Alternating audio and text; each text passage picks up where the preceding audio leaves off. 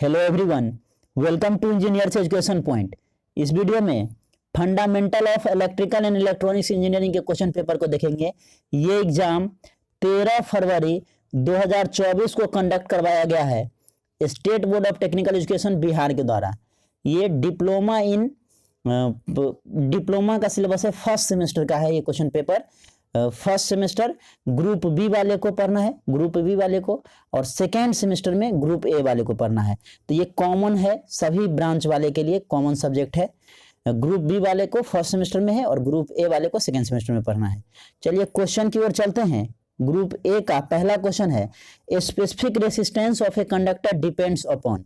Specific resistance जो होता है कंडक्टर का, जो स्पेसिफिक रेसिस्टेंस है वो किस पे डिपेंड करता है?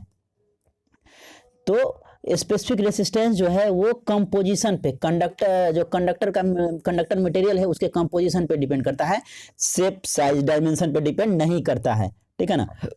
R equal to rho L by A होता है, और यहाँ से आप रो जब निकालेंगे तो रो इक्वल टू क्या हो जाएगा, RA बट्टे L। तो जो स्पेसिफिक रेसिस्टेंस होता है, रो इक्वल टू क्या हो जाएगा, RA बट्टे L हो जाएगा। तो स्पेसिफिक रेजिस्टेंस जो है कंपोजिशन ऑफ कंडक्टर मटेरियल पर डिपेंड करता है, ऑप्शन बी हो जाएगा, शेप साइज पे डिपेंड नहीं करता है। क्वेश्चन नंबर 2 है, if the dielectric of A capacitor is replaced by a conducting material. देखिए दो कंडक्टिंग प्लेट है, उसके बीच में डाइलेक्ट्रिक मटेरियल होता है। डाइलेक्ट्रिक मटेरियल की जगह पे अगर आप कंडक्टिंग मटेरियल को देते हैं तो क्या होगा, ये दोनों प्लेट जो है शॉर्ट सर्किट करेगा, दोनों प्लेट क्या हो जाएगा, शॉर्ट हो जाएगा। अगर यहाँ पे जो डाइलेक्ट्रिक मटेरियल होता है वो इंसुलेटर की तरह होता है, और इसमें अगर कंडक्टिंग मटेरियल आप देते हैं तो दोनों प्लेट क्या हो जाएगा, शॉर्ट सर्किट हो जाएगा। ठीक है ना, plate will get short circuited, option B हो जाएगा, 2 का बी हो जाएगा। क्वेश्चन नंबर 3 है, द इंडक्टर स्टोर। इंडक्टर क्या करता है, एनर्जी को स्टोर करता है मैग्नेटिक फील्ड में। कैपेसिटर भी एनर्जी को स्टोर करता है, इंडक्टर भी एनर्जी को स्टोर करता है। कैपेसिटर एनर्जी को स्टोर करता है इलेक्ट्रिक फील्ड में, और इंडक्टर जो है एनर्जी को स्टोर करता है मैग्नेटिक फील्ड में, ऑप्शन बी हो जाएगा 3 का। क्वेश्चन नंबर 4 है, a crystal diode is use as. Crystal diode का रेक्टिफायर के तौर पे यूज किया जाता है, और रेक्टिफायर क्या करता है, रेक्टिफायर एसी को डीसी में कन्वर्ट करता है। ठीक है ना, जो आप मोबाइल के चार्जर देखते हैं उसमें रेक्टिफायर जो है, उसमें रेक्टिफायर लगा रहता है मोबाइल के चार्जर में, वो क्या करता है, एसी को डीसी में कन्वर्ट करने का काम करता है। तो क्रिस्टल डायोड का रेक्टिफायर में यूज करते हैं, ऑप्शन बी हो जाएगा 4 का। क्वेश्चन नंबर 5 है, ए transistor is a dash operated device. Transistor जो है करेंट ऑपरेटेड डिवाइस होता है। ठीक है ना, जो आउटपुट करंट होता है वो कंट्रोल होता है इनपुट करंट से। तो ट्रांजिस्टर क्या है, करंट कंट्रोल ऑपरेटेड डिवाइस है, या करंट कंट्रोल डिवाइस बोल सकते हैं। 5 का ए हो जाएगा। क्वेश्चन नंबर 6 है, an ideal voltage source should have. Ideal voltage source का क्या होता है, तो आइडियल वोल्टेज सोर्स का जो इंटरनल रेसिस्टेंस होता है वो 0 होता है, इंटरनल रेसिस्टेंस 0 होता है। आइडियल करेंट सोर्स का इंटरनल रेसिस्टेंस इनफाइनाइट होता है, और आइडियल वोल्टेज सोर्स का इंटरनल रेसिस्टेंस जो होता है वो 0 होता है, ऑप्शन डी हो जाएगा। क्वेश्चन नंबर 7 है, कह रहा if a capacitor is placed in the feedback path of an op amp circuit then the circuit acts as. अगर फीडबैक पाथ में, ठीक है ना, जब आप यहाँ पे रेसिस्टर होगा और यहाँ जब आप कैपेसिटर को फीडबैक पाथ में कनेक्ट करते हैं तो जो सर्किट बनता है वो इंट्रीगेटर बनता है, इंट्रीगेटर का सर्किट होता है, ऑप्शन सी हो जाएगा, 7 का सी। क्वेश्चन नंबर 8 है, the ideal op amp is the following characteristic. Ideal op amp में क्या होता है, तो इनपुट रेसिस्टेंस जो है आइडियल ओप एम्प का इनफाइनाइट होता है, ओपन लूप गेन जो है इनफाइनाइट होता है, आउटपुट रेसिस्टेंस जो है 0 होता है। तो ऑप्शन ए क्या हो जाएगा, सही हो जाएगा, ऑप्शन ए सही हो जाएगा। क्वेश्चन नंबर 9 है, द बुलियन एक्सप्रेशन ऑफ ए और गेट इज। और गेट का बुलियन एक्सप्रेशन क्या होता है, तो ए प्लस बी से हम लोग रिप्रेजेंट करते हैं, ए प्लस बी से, ऑप्शन सी हो जाएगा। क्वेश्चन नंबर 10 है, when logic gates are connected to form a logic network it is called as the dash logic circuit. कह रहा when logic gates are connected to form a logic network. जब logic gate की मदद से logic network बनाते हैं तो इस तरह के लॉजिक सर्किट को कॉम्बिनेशनल लॉजिक सर्किट बोलते हैं। गेट की मदद से बनाएंगे तो कॉम्बिनेशनल लॉजिक सर्किट होगा, ऑप्शन ए हो जाएगा 10 का। क्वेश्चन नंबर 11 है, a dash is a circuit with only one output but can have multiple input. तो लॉजिक गेट में हम आपको बताए थे, लॉजिक गेट में क्या होता है, लॉजिक गेट एक ऐसा डिजिटल सर्किट है जिसमें एक या एक से अधिक इनपुट होगा बट आउटपुट क्या होगा, हमेशा ओनली वन होगा। एक या एक से अधिक इनपुट होगा मींस मल्टीपल इनपुट हो सकता है बट आउटपुट हमेशा एक ही होगा। तो डी हो जाएगा, 11 का डी हो जाएगा। क्वेश्चन नंबर 12 है permeability in a magnetic circuit correspond to dash in electric circuit. Permeability के समतुल्य इलेक्ट्रिक सर्किट में क्या होता है, तो कंडक्टिविटी होता है, ठीक है ना, कंडक्टिविटी हो जाएगा परमिएबिलिटी का, ऑप्शन सी हो जाएगा। 13 है the property of a material which opposes the creation of magnetic flux in it is known as. कह रहा property of a material, material का वो प्रॉपर्टी जो क्या करता है, मैग्नेटिक फ्लक्स जो क्रिएट होता है उसको अपोज करता है, तो उसको हम लोग रिलक्टेंस बोलते हैं, रिलक्टेंस, ऑप्शन डी हो जाएगा 13 का। क्वेश्चन नंबर 14 है the unit of self inductance is. तो इंडक्टेंस को तो हेनरी में भी मेजर करते हैं या फिर वेबर पर एम्पेयर में भी मेजर करते हैं, weber per ampere, option D हो जाएगा। अकॉर्डिंग टू क्वेश्चन या अकॉर्डिंग टू ऑप्शन कह सकते हैं, डी हो जाएगा, weber per ampere. Question number 15 है the power consume in A circuit element will be least when the phase difference between the current and voltage is। कह रहा है पावर कंज्यूम, कोई भी सर्किट में पावर कंज्यूम जो है लीस्ट, कम से कम होगा जब फेज डिफरेंस जो होता है करंट और वोल्टेज के बीच में 90 डिग्री का होगा, ठीक है ना। फेज डिफरेंस क्या होगा, फेज डिफरेंस जो है इक्वल टू होता है PV cos फाई, और जो फाई का वैल्यू है जब 90 डिग्री होगा तो क्या होगा पावर कंज्यूम जो है सर्किट में लीस्ट होता है, सबसे कम, ऑप्शन बी हो जाएगा 15 का। क्वेश्चन नंबर 16 है the RMS value and mean value is the same in case of. किस केस में सेम होता है आरएमएस वैल्यू और मीन वैल्यू, तो स्क्वायर वेव के केस में क्या होता है, आरएमएस वैल्यू और एवरेज वैल्यू जो है, सॉरी आरएमएस वैल्यू और मीन वैल्यू सेम होता है, ऑप्शन सी हो जाएगा। क्वेश्चन नंबर 17 है in any AC circuit always. कोई भी एसी सर्किट में क्या होता है, एपरेंट पावर जो है हमेशा एक्चुअल पावर से अधिक होता है, ऑप्शन ए हो जाएगा, apparent power is more than actual power. Question number 18 है the size of a transformer core will depend on. किस पे डिपेंड करता है ट्रांसफार्मर कोर का, ट्रांसफार्मर का जो कोर होता है उसका साइज, फ्रीक्वेंसी पे भी डिपेंड करता है और एरिया ऑफ कोर, कोर का जो एरिया है उस पे भी डिपेंड करता है, ऑप्शन डी हो जाएगा, both A and B, option D हो जाएगा। क्वेश्चन नंबर 19 है the value of flux involve in the EMF equation of a transformer is. कह रहा the value of flux involve in the EMF equation of transformer.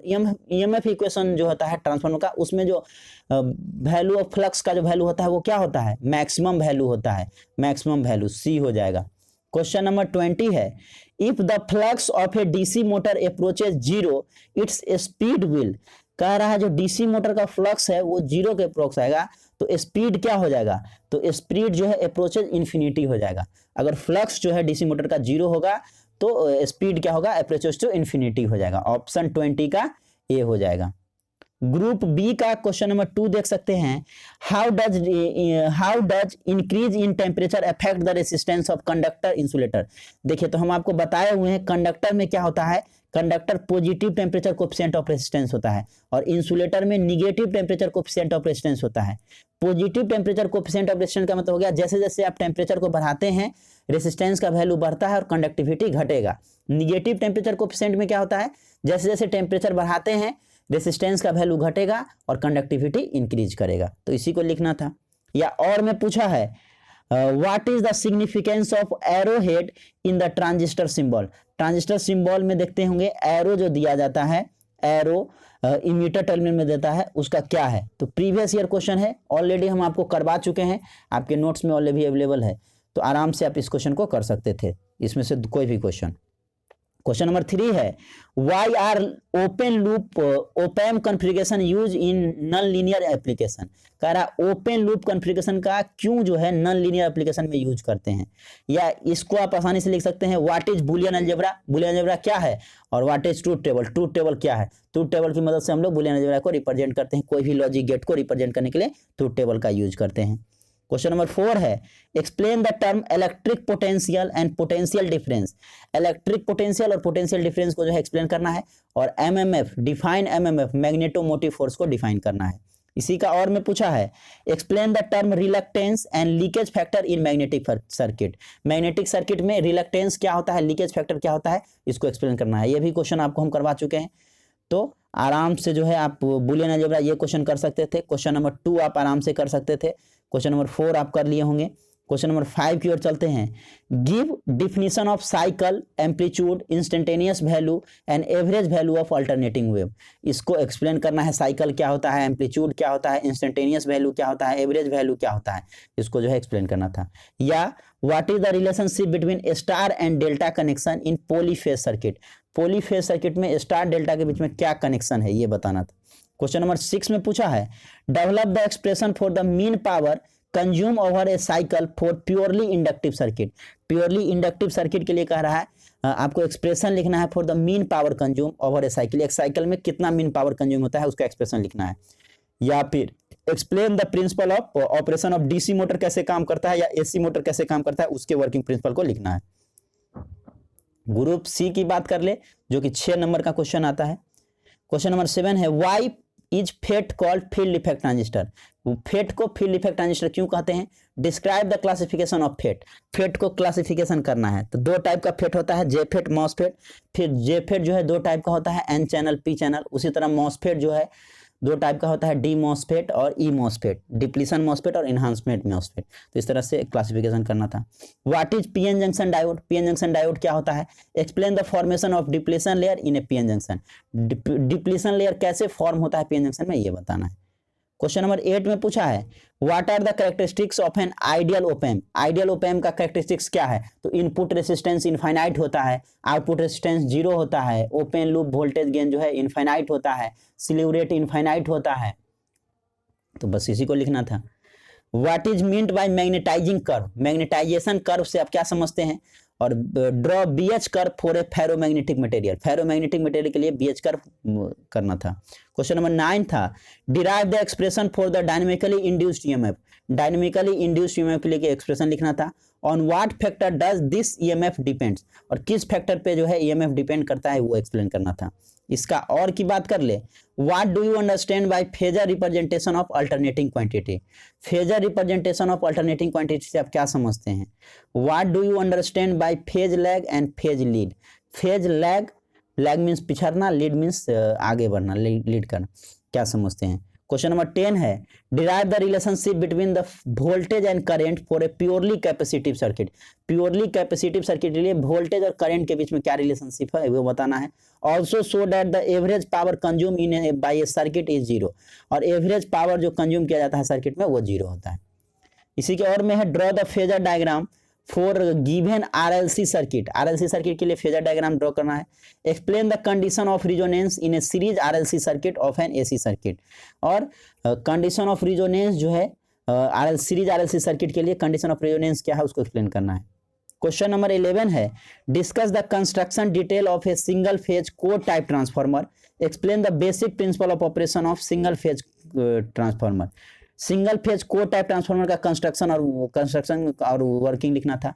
Explain basic principle of operation of single phase transformer. Single phase transformer कैसे काम करता है उसका working principle को लिखना है। क्वेश्चन नंबर 11 का और है explain the construction of A DC motor. DC motor का कंस्ट्रक्शन को लिखना है, एक्सप्लेन करना है। Explain the different characteristics of DC motor. और डीसी मोटर का जो डिफरेंट कैरेक्टरिस्टिक्स है वो बताना है।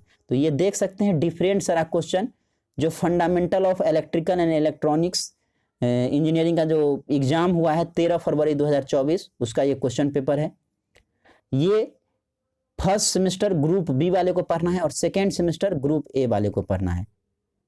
देख सकते हैं डिफरेंट सारा क्वेश्चन जो पूछा गया है इस एग्जाम में। तो मिलते हैं नेक्स्ट वीडियो में। Thank you everyone for watching this video.